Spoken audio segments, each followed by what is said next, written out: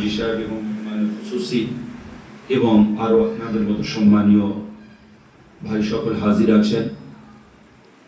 আমরা কাদরিয়া, চিশতিয়া, পীরানা তরিকাতের বিভিন্ন সিলসিলার মানুষ এখানে হাজির। আজ এ দিবস আল্লাহ আর আল্লাহ রসুলের পাক হতে স্বীকৃতি। সুতরাং এই দিবস আমাদের কাছে আর ইসলামের যত গুরুত্বপূর্ণ দিন আছে সেই দিনের থেকে কোনো অংশে কম নয়। তো সুতরাং সেই কথা আমরা ইনশাআল্লাহ আলোচনা করব, কিন্তু তার আগে আমাদের বলা ভালো যে আমরা মুসলমান।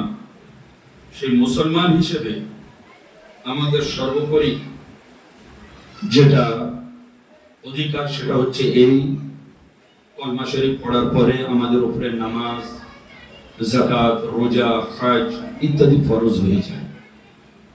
এবং এই দিন, এই শরিয়ত, নামাজ, রোজা, হজ, যাকাত ইত্যাদি এই যাবতীয় যা কিছু আমরা কিন্তু সেই মহানবী বিশ্বনবী পবিত্র দরবার হতেই পেয়েছি। আল্লাহ রাব্বুল আলামিন ওনাকে দান করেছেন এই নিয়ামতগুলো এবং উনি আমাদেরকে এগুলো দিয়েছেন, দিয়ে ইরশাদ করেছেন মা আতাকুম রাসূল ফাখুযুহু ওয়া মা নাহাকুম আনহু ফান্তাহু। অর্থাৎ হে আমার বান্দা, আমার রাসূলের উম্মত, তোমাদেরকে আমার দয়ার নবী যেটা দেন সেটা তোমরা খুশি সহকারে গ্রহণ করো, আর যেটা হতে নিষেধ করেন সেটা হতে বিরত থাকো। আলহামদুলিল্লাহ।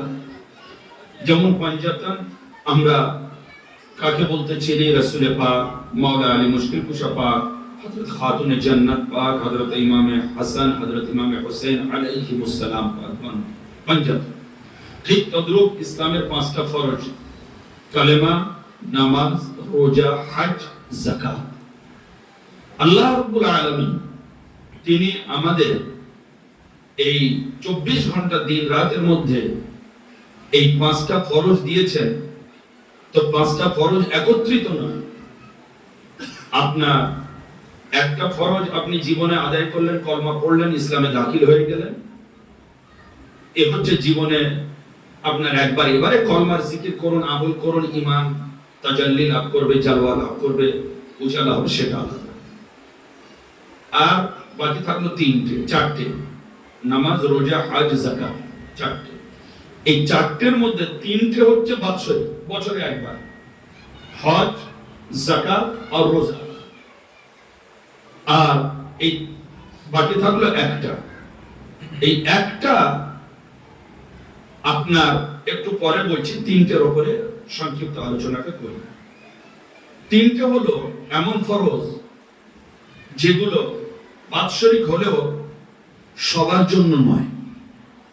দুটো ফরজ আছে ওই তিনটের মধ্যে, সেটা একটা হচ্ছে হজ আর একটা হচ্ছে রোজা, হজ আর একটা হচ্ছে যাকাত। এই হজ এবং যাকাত এই দুটো হচ্ছে স্পেশালি বড় লোক যারা মালিকে নিসাব ইসলামিক হিসাবে বলা হয় তাদের জন্য, যাদের খেয়ে পরে বাৎসরিক যে টাকা মিনিমাম যে রেট 7.5 ভরি সোনা এবং 5.5 ভরি রূপ, যেটা তোলা হিসেবে হয়, এই হিসেবে মার্কেট প্রাইস তার কাছে থাক, এর অধিক সোনা থাক, ব্যবসায়ী জিনিস থাক, সম্পদ থাক, তার উপরে তারা হচ্ছে মালিকে নিসাব। এই দুটো ইবাদত অনলি তাদের জন্য, সব মুসলমানের জন্য নয়।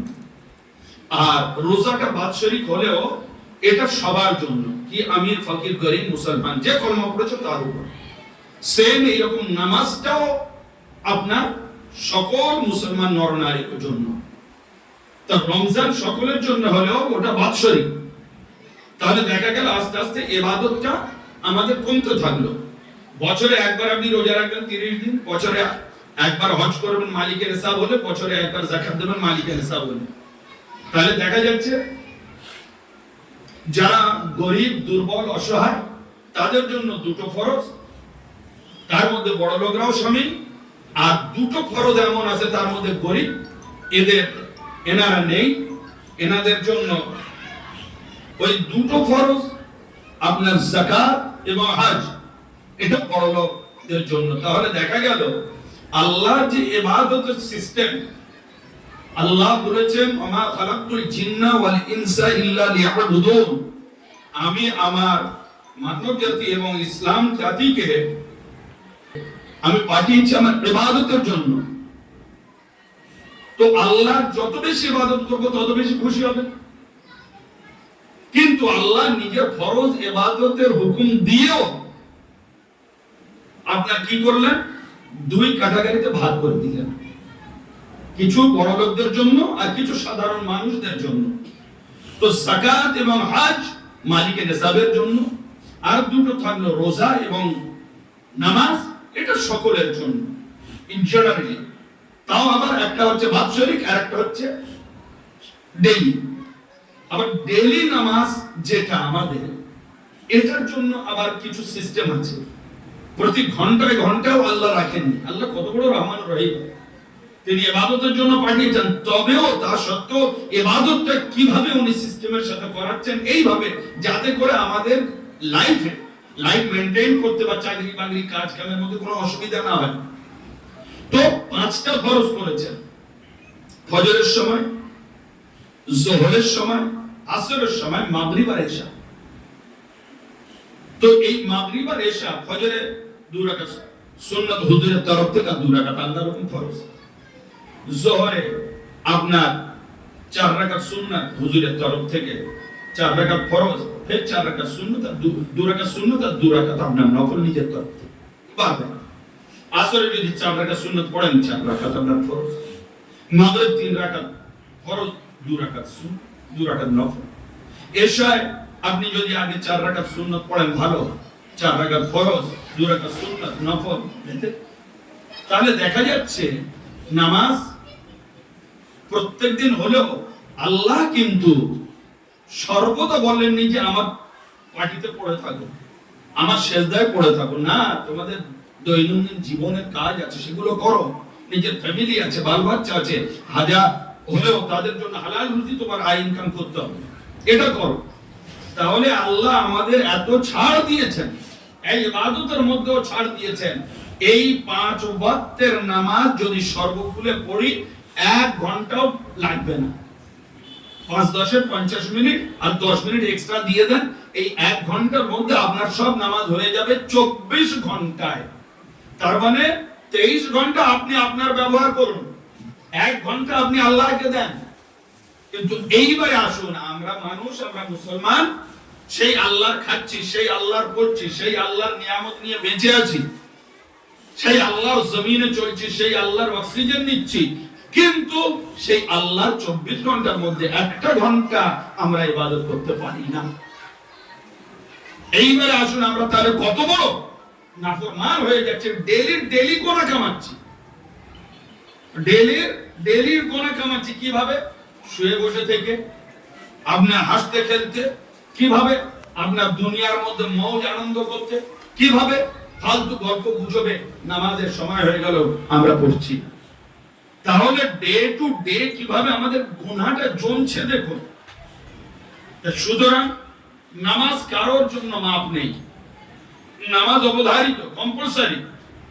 আমার হুজুর দিয়েছেন, আমার হুজুর নিজে পড়ে বুঝিয়ে দিয়েছেন। আমাদের দয়ার নবী এই নামাজ পড়তে গিয়ে সেজদায় ছিলেন, শয়তান মালাউনরা কি করলো, আপনার আবু জাহেল, আবু লাহাবরা এই রকম কাপড়ের রশ্মি পাকি আমার হুজুরের গলায় দিয়ে পেঁচিয়ে দিয়েছিলেন। ওনার পীর মোবারকের উপরে যখন সেজদা রুকুতে থাকছেন, পচা উটের ভুঁড়ি, এই সমস্ত নোংরা নাপাকেন আমার হুজুরের উপরে চাপিয়ে দিয়েছে। সেই অবস্থায় হুজুর নামাজের মিশন চালিয়ে গেলেন, হেদায়েত করে গেলেন। তাহলে আজ আমরা এত আরামের মধ্যে থেকেও, আমরা সিলসিলাভুক্ত মানুষ হয়েও, আহলে বাইত পাকের মাননেওয়ালা হয়েও আমরা সেই নামাজের দিকে যাই। এটা আরাম ফরজ। আল্লাহ নবী নামাজ নিয়ে এসেছেন, ছাড়েননি। আহলে বাইত পাঞ্জাতনে পাক, যারা আমাদের হৃদয়ের মানে আসল মণিরত্ন, ইমানের যোদ্ধ, ভক্তি, ভালোবাসা, এনারা নামাজ ছাড়েননি। মাওলা আলী মুশকিল কুশা পাকের হায়াত দেখুন, জন্ম হচ্ছে কাবা শরীফের মধ্যে, যেখানে সমস্ত মানুষ হজে যায়, যার দিকে সমগ্র বিশ্ব মানব সেজদা করে। সে আপনার যে কোনো জামাতের হোক না কেন।